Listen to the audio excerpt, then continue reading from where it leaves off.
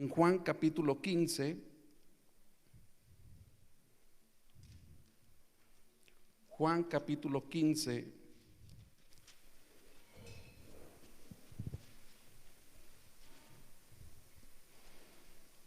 vamos a estar viendo posiblemente un par de pasajes más, algunos otros yo los voy a estar leyendo, pero la base del mensaje está en Juan capítulo 15, principalmente los versículos del 1 al 3. En realidad, hermanos, este es uno de los capítulos más importantes de toda la Biblia.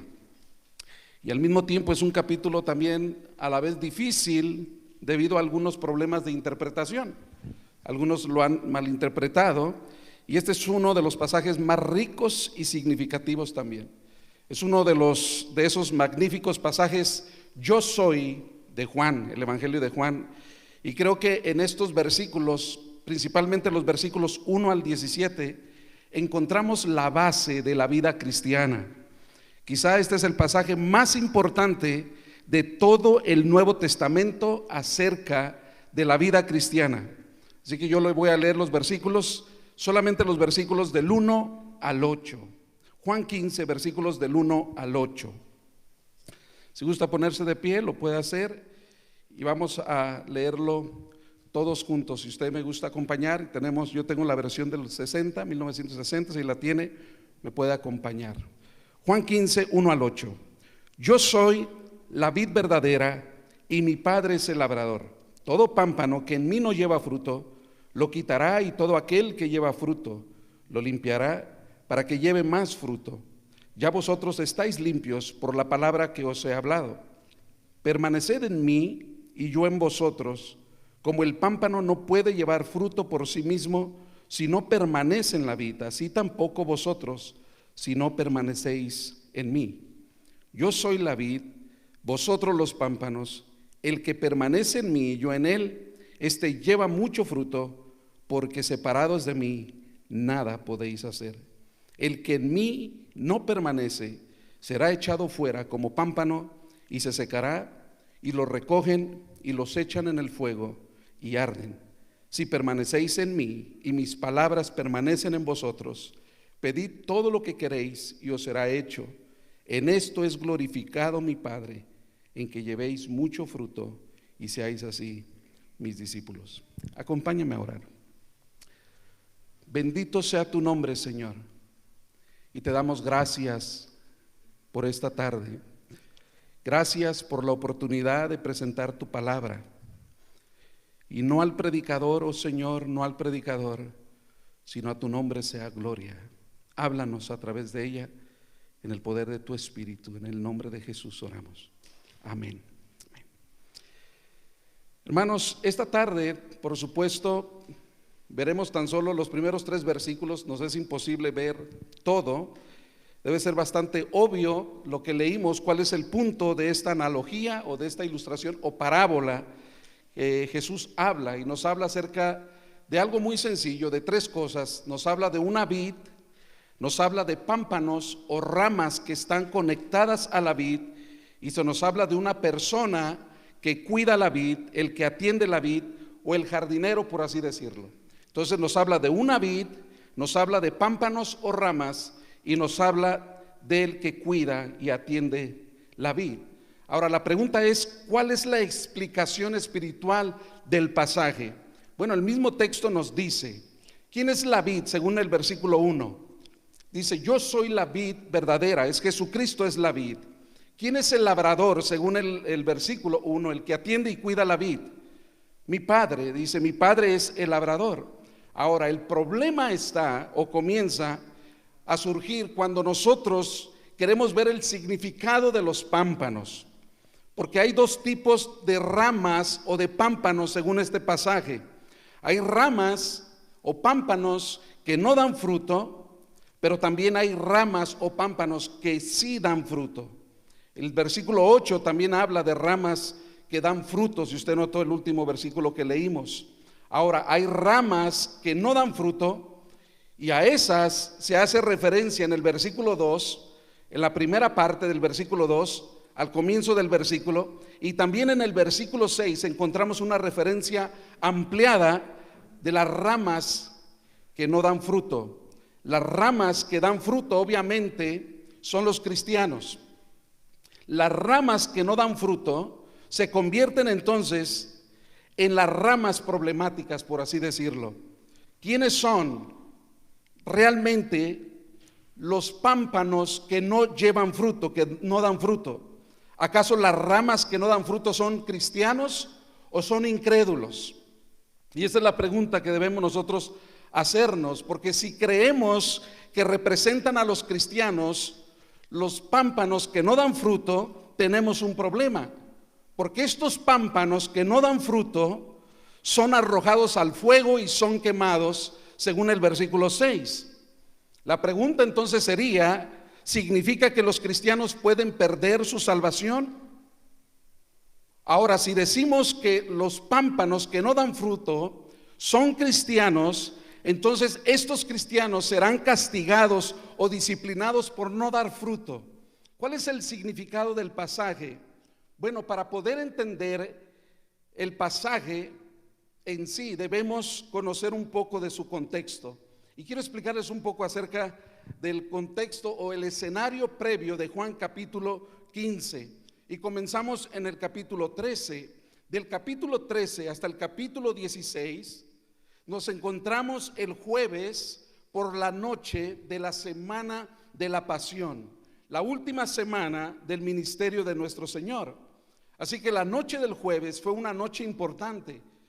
En ese jueves, esa noche, Él se reunió con los 12 discípulos para celebrar la Pascua. En esa noche del jueves también los judíos galileos la celebraban, y Jesús la celebró con los suyos. Se reunían en una especie de lugar secreto llamado el aposento alto, y nuestro Señor pasó esa noche hablándoles a ellos, a sus discípulos, de cosas maravillosas, dándoles muchas, pero muchas promesas. Y conforme esa noche fue avanzando del día jueves, nuestro Señor exhibió a Judas Iscariote como el traidor y luego lo despidió.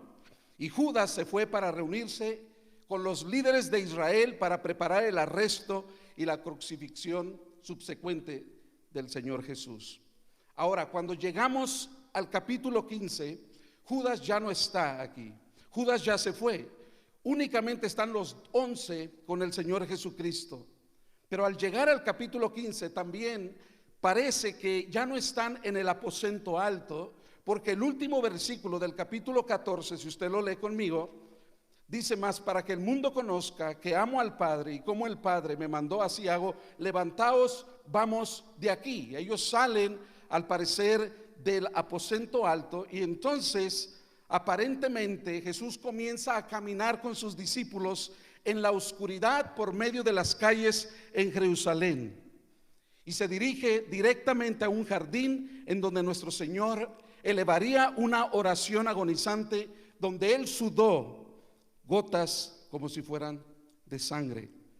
Durante esa caminata del jueves del aposento alto a ese lugar de oración, el huerto de Getsemaní, durante esa caminata del jueves, el Señor Jesucristo les sigue hablando a sus discípulos y les sigue enseñando.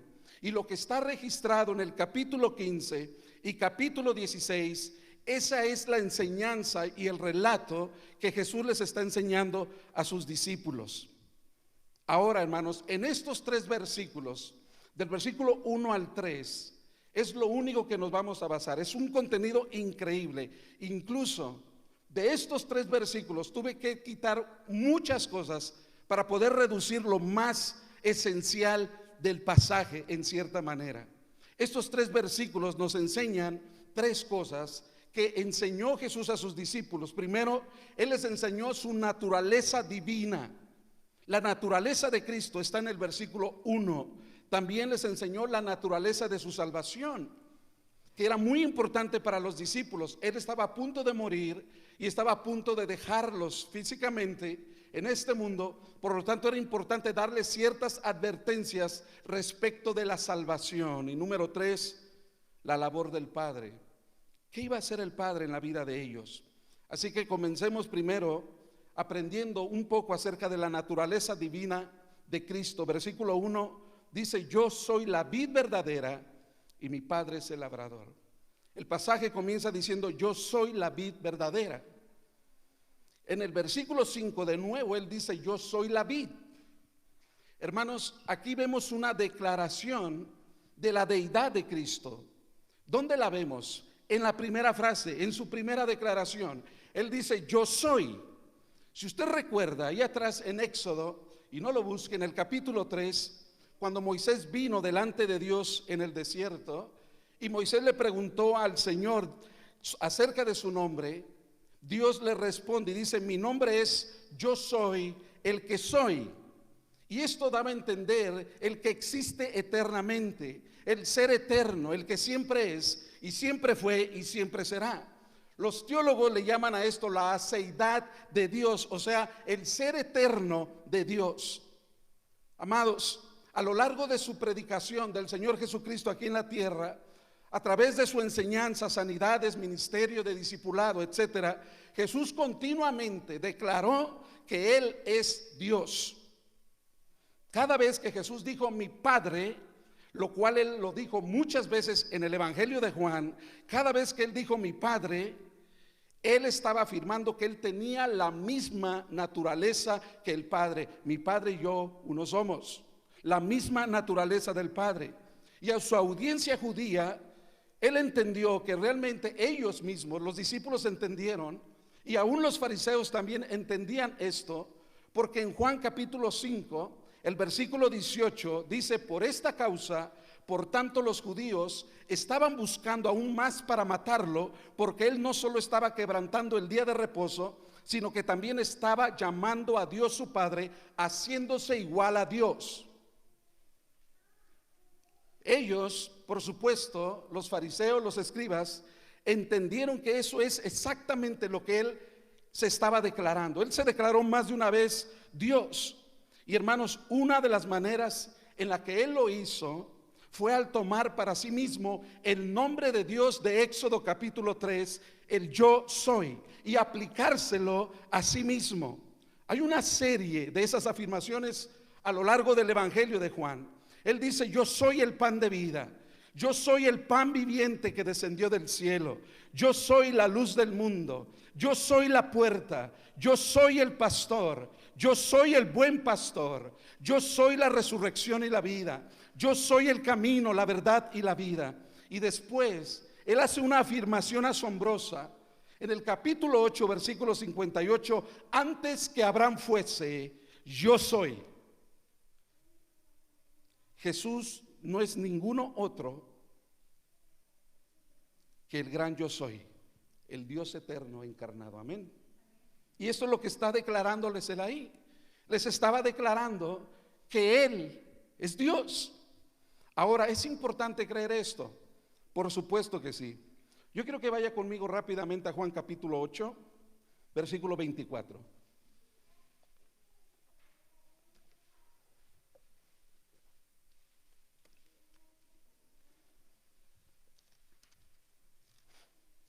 Juan capítulo 8, versículo 24. ¿Qué tan importante es para el ser humano creer que Jesús es Dios? Versículo 24 de Juan 8 dice: por eso os dije que moriréis en vuestros pecados, porque si no creéis que yo soy, en vuestros pecados moriréis. No importa, realmente, usted ve claramente el pasaje aquí. Y yo lo puedo leer nuevamente. Dice: por eso os dije que moriréis en vuestros pecados, porque si no creéis que yo soy, en vuestros pecados moriréis. Si usted no cree en la deidad del Señor Jesús, usted se irá al infierno, así de simple. Y no importa cuán religioso sea usted, no importa cuán moral sea usted, no importa cuán buenas intenciones tenga usted, a la luz de la mejor de la humanidad, si usted no cree que Jesús es Dios, usted morirá en sus pecados. Y eso es condenación eterna. La paga del pecado es muerte, es el castigo eterno. Pero el texto dice algo más acerca de su divinidad. Él dice: yo soy la vid verdadera. No hay otro camino Él es el único que puede salvarnos y usted debe creer que Él es Dios. Si no, usted morirá eternamente. Pero Él dice: yo soy la vid verdadera. Pregunto, hermanos, ¿por qué Jesús se presenta aquí como una vid? Él se había presentado anteriormente como el pan vivo, como la luz del mundo, como el buen pastor anteriormente. Pero ¿por qué razón aquí Él se refiere como una vid?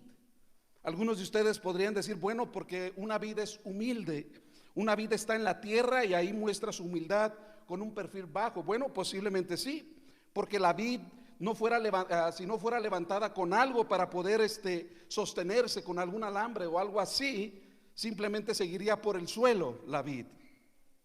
Así que esto hablaría posiblemente de su humildad. Jesús aplicó la vid para mostrar su humildad. Bueno, alguien también podría decir que Jesús tomó el ejemplo de la vid porque es una buena metáfora de unión. Habla de cercanía, de comunión con aquellos que son de Cristo. Y bueno, no hay ningún problema en esto. Él mismo dijo: apartados de mí, nada podéis hacer. Esto ilustraría ese tipo de unión y de dependencia con Jesús. Pero creo que todo eso, aunque sea verdad, hay una razón que es mucho más importante por la que Él dice: yo soy la vid verdadera. ¿Y sabe por qué? Porque hubo una vid defectuosa, hubo una vid corrupta, hubo una vid degenerada, hubo una vid que no dio fruto, hubo una vid vacía.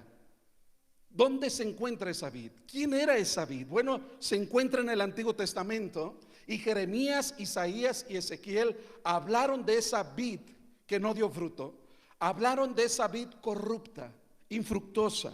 Yo quiero solamente mostrarle un ejemplo. Acompáñeme por favor a Isaías capítulo 5. Isaías capítulo 5, para hablar un poco acerca de esta vid. Versículos del 1 al 6. Isaías 5, 1 al 6. El Señor dice: ahora cantaré por mi amado el cantar de mi amado a su viña. Tenía mi amado una viña en una ladera fértil. Versículo 2: la había cercado y despedregado y plantado de vides escogidas. Había edificado en medio de ella una torre y hecho también en ella un lagar, y esperaba que esta vid, ¿qué diese uvas. Pero ¿qué dio? Dio uvas silvestres. Versículo 3: ahora pues, vecinos de Jerusalén y varones de Judá, juzgad ahora entre mí y mi viña. Versículo 4: ¿qué más se podía hacer a mi viña que yo no haya hecho en ella? ¿Cómo esperamos yo que diese uvas? Ha dado uvas silvestres. 5: os mostraré pues ahora lo que haré yo a mi viña. Le quitaré su vallado y será consumida. Aportillaré su cerca y será hollada. Haré que quede desierta, no será podada ni cavada, y crecerán el cardo y los espinos, y aún a las nubes mandaré que no derramen lluvia sobre ella. Este es Dios plantando su viña, y esperaba que diese uvas, y dio uvas silvestres, dice el pasaje. Dios había hecho, según el versículo 2 y 3, había hecho todo para que esa viña diera fruto, pero dio uvas silvestres. ¿Cuál es esta viña silvestre? ¿Cuál fue esta viña corrupta, infructuosa? Versículo 7: ciertamente la viña de Jehová de los ejércitos es la casa de Israel, y los hombres de Judá, planta deliciosa suya. Esperaba juicio, y he aquí vileza; justicia, y he aquí clamor. Por lo tanto, porque no dio fruto el pueblo de Israel, ¿qué hizo con su viña? Dice el versículo que la iba a dejar desprotegida, y eso es exactamente lo que sucedió a través de la historia en las cautividades de Israel. Haré que quede desierta, no será podada ni cavada, hablando acerca de su pueblo Israel. Crecerán los cardos y los espinos, y aún las nubes mandaré para que no derrame lluvia sobre ella. Ciertamente la viña de Jehová de los ejércitos es la casa de Israel. Israel fue esa vid. Amados, y esa metáfora siguió a lo largo de la historia de Israel. Durante el periodo macabeo, entre el periodo del Antiguo y Nuevo Testamento, los macabeos produjeron monedas, varias monedas, y en la moneda principal de ellos estaba una vid ilustrando a Israel. Incluso en el templo de Herodes, durante el tiempo de Cristo, tenía una viña tremenda cubierta de oro que algunos han estimado que valía 12 millones de dólares. Israel siempre ha sido la viña de Dios, y los discípulos, como el resto de los judíos, pensaban, bueno, como yo soy judío, estoy conectado a Dios. Como yo pertenezco al pueblo de Israel, yo soy del pueblo de Dios. Israel es la fuente divina. Yo soy judío, yo nací como judío, soy la simiente de Abraham, por lo tanto, estoy conectado a Dios por ser israelita. Y el Señor viene y dice, bueno, no es así. No es así. Si quieren estar conectados a Dios, no deben de estar conectados a Israel, sino a mí. Yo soy la vid verdadera, yo soy la vid perfecta. Inclusive en el original, en el griego, aparece la palabra aletinos, en la palabra verdadera, que quiere decir perfección. Yo soy la vid perfecta. A través de mí la vida de Dios fluye, y no a través del pueblo de Israel. Israel, amados, nos representa a nosotros como seres humanos. No solo Israel falló, sino también nosotros hemos fallado. Nos es imposible por nosotros mismos tener vida y salvación eterna. Israel falló, pero Cristo viene y dice, mi pueblo falló, pero el Padre mandó a su Hijo, el cual tomó el lugar de Israel, y ahora Jesús es el Israel verdadero. Cualquier persona que va a conocer la vida de Dios tiene que estar conectado no a una nación, no a Israel, sino que tiene que estar conectado con Jesús, genuinamente con el yo soy. Nadie más es el yo soy sino solamente Jesús. Hay muchas vidas falsas, amados hermanos, y yo estoy convencido que esta iglesia, Roca de los Siglos, ha permanecido hasta el día de hoy porque está pegada a la vid verdadera, que es Cristo. Su sostén, su alimentación ha venido de la esencia del tronco de la vid verdadera y no de la falsa. No hay, amados, no hay otro sostén, no hay otra fuente, no hay otra opción. Jesús dijo, yo soy el camino, yo soy la verdad y yo soy, por lo tanto, la vida. Él ha sido, Él es y Él seguirá siendo nuestra torre fuerte. Ha habido otras viñas anteriormente, y los jóvenes que están aquí posiblemente podrían decir, bueno, yo por pertenecer a un hogar cristiano, por lo tanto yo pertenezco y estoy conectado a la vid. ¿No es así? No por venir a la iglesia no es la vid verdadera. La fe de tu padre y de tu madre no es la vid verdadera. Tú necesitas estar conectado no a la iglesia ni a la fe de tus padres. Tienes que estar conectado en la vid que es Cristo. Él es el único en el cual podrás ser salvo. Después, número 2, pasamos a la naturaleza de la salvación. Y es muy interesante esto, porque lo que yo les decía, esto se ha malinterpretado muchas veces. Pero el pasaje es claro en decir acerca de la naturaleza de la salvación. Por ejemplo, ¿qué representan estos pámpanos? ¿Quiénes son los pámpanos?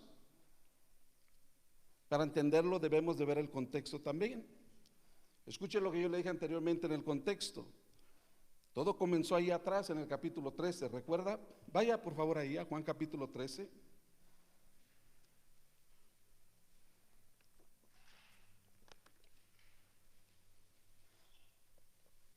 Juan capítulo 13,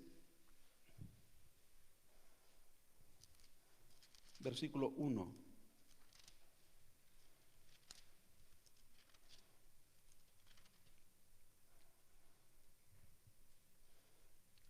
Es muy claro en el versículo 1 y 2 que hay dos tipos de pámpanos.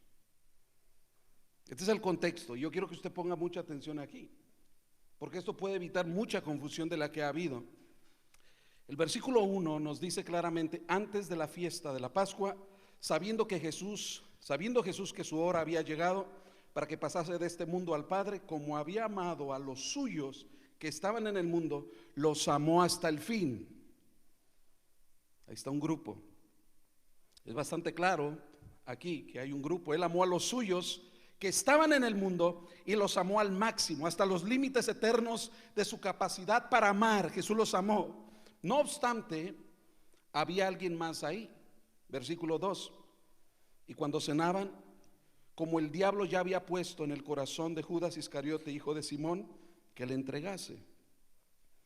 Uno de esos discípulos que se pegó a Jesús fue Judas Iscariote, el cual el diablo ya había puesto en su corazón para traicionarlo. Hermanos, claramente dos tipos de pámpanos.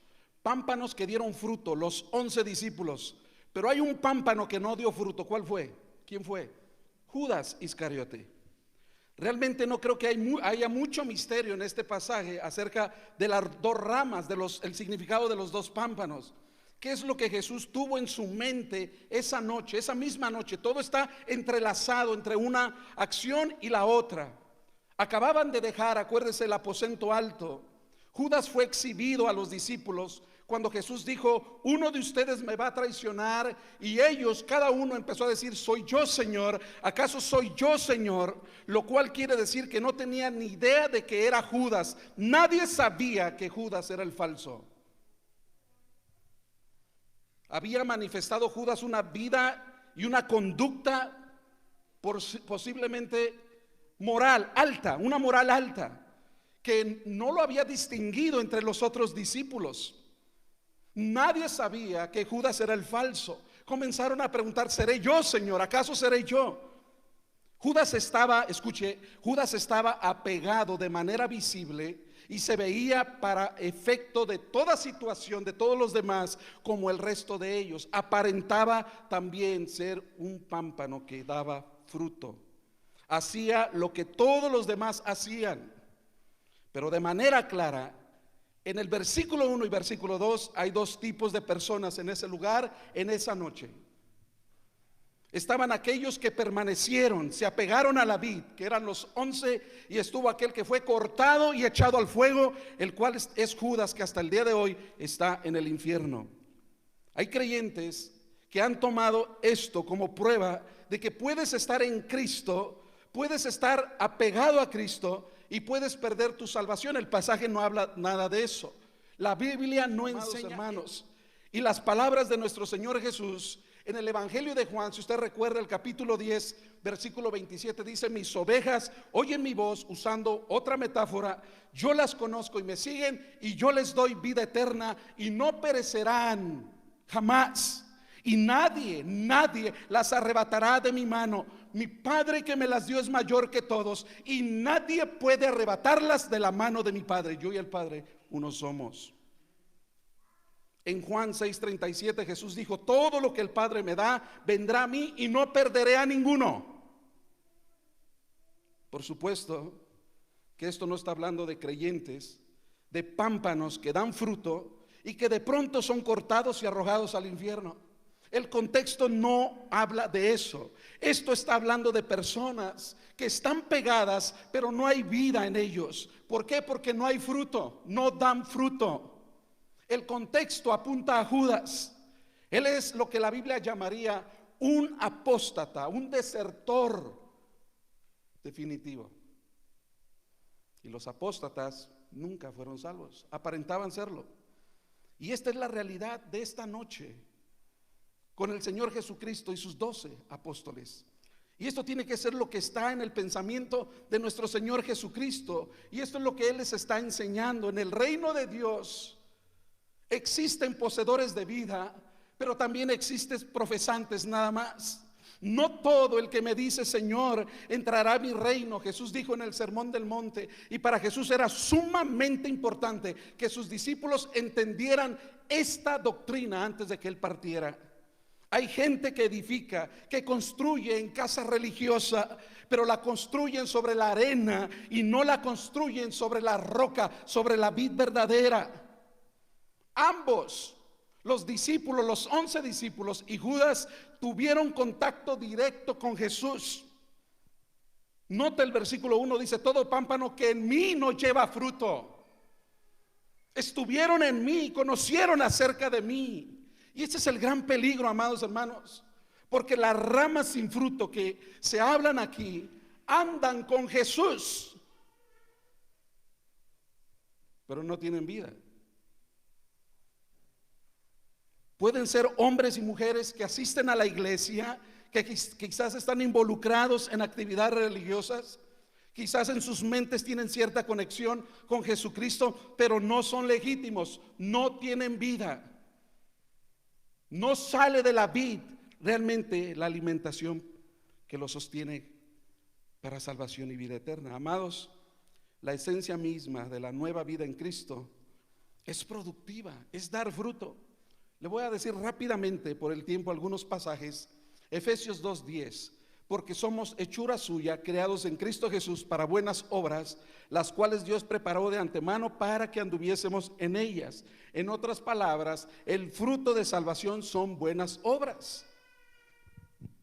Santiago 2:17: así también la fe, si no tiene obras, ¿es qué? La fe, si no tiene obras, es muerta, está muerta en sí misma. En otras palabras, esa fe no es legítima. Toda fe salvadora tiene fruto, es productiva.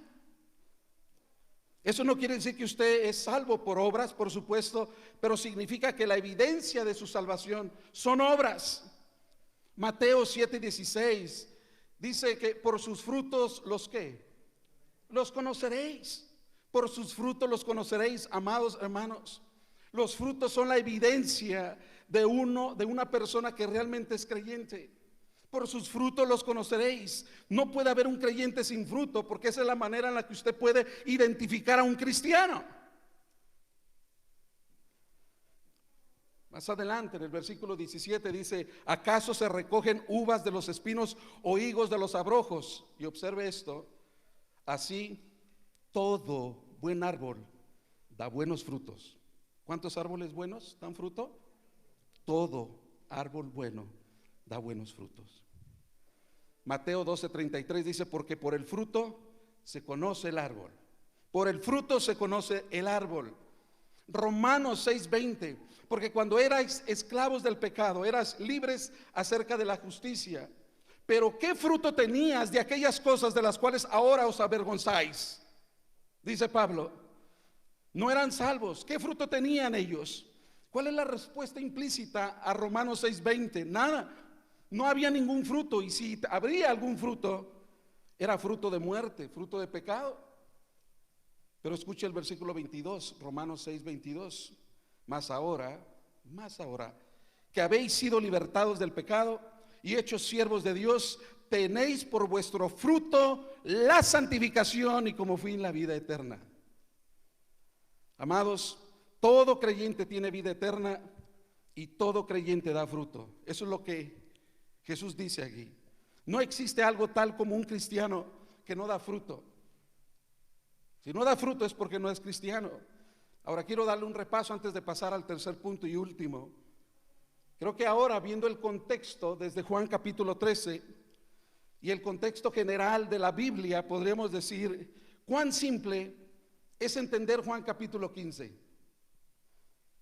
La vid verdadera, ¿quién es? Es Cristo. Él es el Israel verdadero. La vid corrupta, sin fruto, que solo dio uvas silvestres, fue Israel. Israel nos falló y nosotros representamos a Israel, que fallamos también. Israel fue la vid falsa, pero Cristo vino y enderezó las cosas y se declaró la vid verdadera. Ahora, ustedes y yo, los que estamos aquí, todos los que estamos aquí, representamos los pámpanos o representamos las ramas que están pegadas, conectadas a la vid. Pero hay dos tipos de ramas: unos que dan fruto, que esos son los verdaderos creyentes, y los pámpanos que no dan fruto, los que aparentan ser cristianos, pero no lo son. Aparentan estar pegados, pero lo están superficialmente. Por lo tanto serán cortados, separados de la vid y quemados, lanzados al lago de fuego. Y por último, número 3, vamos a ver el último personaje en este retrato, que es el labrador. Juan capítulo 15, versículo 1. Yo soy la vid verdadera, mi padre es el labrador. Y quiero terminar con esto, porque ¿quién es nuestro padre? Es el que cuida de la vid, es el que cuida de los pámpanos. Amados, escúchenme, note que el padre, número 1, es el que quita pámpanos que no dan fruto, los aparta de la vid y de los otros que sí dan fruto. Es duro decirlo, pero él quitará a los que estorban para que los pámpanos que dan fruto den más fruto. Lo que nos enseña el pasaje también es que él se convierte en juez. Él es un Dios justo, Él es el juez, Él es el que manda al infierno, es el que decide, Él es el que separa, el que corta, el que lleva. Pero los que dan más fruto, es una gran diferencia de la labor del Padre. Los que dan fruto, versículo 2, todo pámpano que en mí no lleva fruto, lo quitará, y todo aquel que lleva fruto lo limpiará para que lleve más fruto. Al no creyente se convierte en juez, pero al creyente se convierte en un labrador, que lo que hace en la vida del cristiano es limpiarlo para que dé más fruto. Escuche bien, porque este es un ejemplo real en los tiempos del Señor Jesucristo. El labrador, cuando limpiaba una rama, podía hacerlo de varias maneras, pero la más efectiva era esta. Él tomaba el pámpano, la rama pequeña que estaba conectada a la vid, y hacía un proceso de pellizco fuerte en la punta del pámpano con su dedo pulgar y su dedo índice. Lo pellizcaba a propósito y luego arrancaba la parte final del pámpano o de la rama. ¿Eso qué hacía? Bueno, traía fortaleza al pámpano y lo protegía durante el invierno. El tallo se mantenía más fuerte para que los vientos del invierno no pudieran entonces separarlo, romperlo. Y ciertamente, en el caso de nuestra limpieza espiritual, es lo que Jesús está diciéndonos aquí. Él es lo que hace a todos nosotros el proceso de quitar todas las cosas. Escuche eso, Él es nuestro labrador, Él es quien nos poda. Él es que nos quita todo aquello que estorba nuestra producción de fruto, de llevar más fruto. ¿Y cómo lo hace Él? Pues lo hace a veces de muchas maneras que nos duele. Él aprieta, nos da un apretón fuerte, y esas cosas que Él va quitando de tu vida, de tu carácter, no son fáciles, duelen, amado hermano. Y Él lo hace a través de enfermedad, Él puede hacerlo a través de dificultades, Él puede hacerlo a través de la pérdida de un trabajo, Él puede hacerlo a través de la pérdida de un amigo, la pérdida de un ser querido, la pérdida de bienes materiales. Él podría hacerlo a través de la pérdida de la reputación, de la calumnia. Él podría hacerlo a través del fracaso. Él puede hacerlo a través de la persecución. Él puede hacerlo a través de la gente que usted conoce e inclusive ama. Él podría hacerlo a través de la tristeza. Él puede hacerlo a través de la decepción. Él podría ser todas estas cosas podrían ser extremadamente dolorosas emocionalmente. Podría ser extremadamente también de dolor, de angustia, de lágrimas. Pero este Dios providencialmente usa un apretón de sus manos para limpiarnos. Santiago 1 dice: tened por sumo gozo cuando os halléis en diversas pruebas, porque la prueba de nuestra fe produce paciencia, da fruto la paciencia, mas tenga la paciencia su obra perfecta. Nos perfecciona. Y Pedro lo dice también: después de que habéis sufrido un poco de tiempo, el Señor os perfeccionará. Amados, ese es el pellizco, Ese es el apretón de las manos de Dios, de nuestro labrador, para arrancar de nosotros todo lo que no sirve. Así que usted, amado hermano y hermana, debe darle la bienvenida a eso, a los problemas, a las adversidades, porque esos son un medio que Dios utiliza para que usted pueda dar más fruto. Amén. Más fruto. Usted puede tener dos opciones. Una es de quejarse de autocompasión y estarse revolcando en decepción y quejándose lleno de ansiedad cuando las cosas no salen como usted quisiera. O usted puede ver hacia el cielo y decir: Dios, te agradezco, gracias por llevar a cabo tu obra en mí para llevar más fruto. Tu nombre sea glorificado, Señor. O usted podría decir: ¿por qué yo? ¿Por qué yo, Señor? ¿Por qué yo, Dios? ¿Por qué esto me pasó a mí? ¿Cómo es que todo esto podría haberme pasado a mí? O usted podría decir: gracias, Señor, gracias, abrazo esto en el nombre de Jesús. Abrazo esto en el nombre de Jesús. Como Pablo, como Santiago, teniendo por sumo gozo, abrazo esto con sumo gozo, porque esta limpieza es para mi bien, para que yo lleve más fruto. Y quiero añadir una última cosa del labrador, porque el labrador tiene un instrumento, y ese instrumento que él utilizaba para limpiar los pámpanos era un cuchillo, el cual el cuchillo lo que hacía era, hacía varias pasadas en el pámpano, en la rama, para quitar todo el polvo y suciedad de la rama o que la rama tenía, y lo hacía hasta que quedara totalmente limpio el pámpano. Escuche, nuestro labrador tiene un cuchillo, tiene un instrumento para limpiar nuestras almas de toda escoria. ¿Sabe cuál es? Versículo 3. Ya vosotros estáis limpios por la palabra que os he hablado. Ustedes ya están limpios por la palabra que os he hablado. Wow. Somos limpiados por la palabra.